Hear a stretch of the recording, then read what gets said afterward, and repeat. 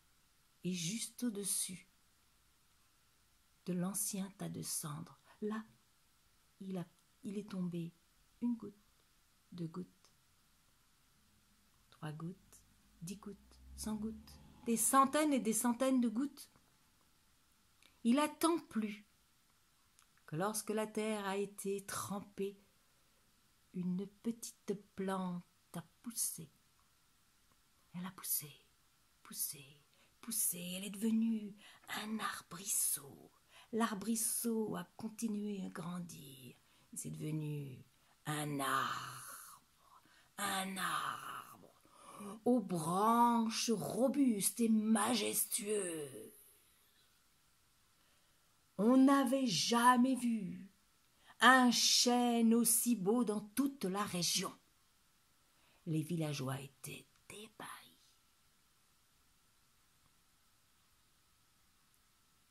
Tout le monde est rentré au village.